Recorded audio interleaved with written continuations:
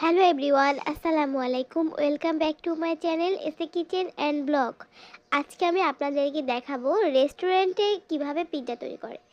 তো যাই হোক গাইস, আমরা আজকে চলে এসেছি পিৎজা টেস্ট করার জন্য। তো আমরা চিন্তা করলাম আজকে আমরা দেখব যে রেস্টুরেন্ট তারা আসলে কিভাবে পিৎজা তৈরি করে।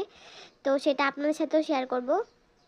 দেখতেই পাচ্ছেন ফার্স্টে পিৎজার যে আটাটা ওইটা তৈরি করে নিয়েছে।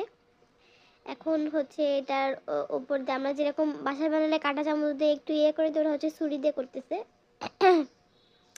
এরপর পিৎজা সস দিয়ে দিচ্ছে উপরে, খুব সুন্দর করে মিক্স করে দিচ্ছে, মানে উপর দিয়ে মেখে দিচ্ছে। এরপর দিয়ে দিচ্ছে চিকেন। এটা মনে হয় আগে থেকে ওরা রান্না করে রেখেছিল। হ্যাঁ, যেহেতু রেস্টুরেন্টে অল টাইম কাস্টমার আসতেই থাকে, এই জন্য ওরা আগে থেকেই চিকেনটা রান্না করে রাখে। আর এই সময় খুব দ্রুত মানে পিৎজা তৈরি করতে সহজ হয়। বাহ, খুব সুন্দর চিকেন দিয়েছে।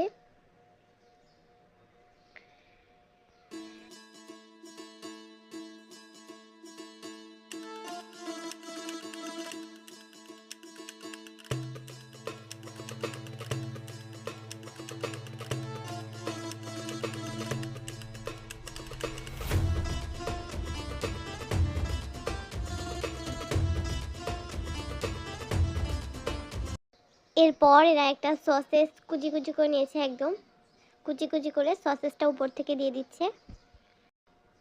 এরপর দিচ্ছে পিৎজার আসল আসল যে জিনিসটা, যেটা না দিলে পিৎজাই হবে না, এটা মেয়োনিজ, সরি মেয়োনিজ বলতেছি, চিজ দিয়ে দিচ্ছে এখন উপর থেকে। ভালোই তো চিজ দিচ্ছে, দেখা যাচ্ছে।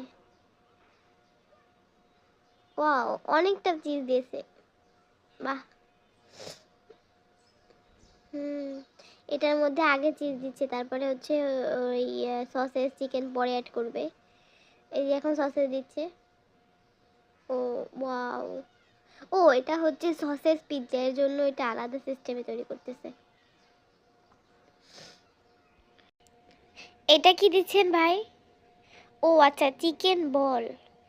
এটা কি পিৎজা স্পেশাল? ও ও আচ্ছা, এইটা স্পেশাল পিৎজা। বাম সাইডেরটা যেটা সসেস দেওয়া, ওটা স্পেশাল পিৎজা, ওই জন্য টানাভাবে তৈরি করেছে।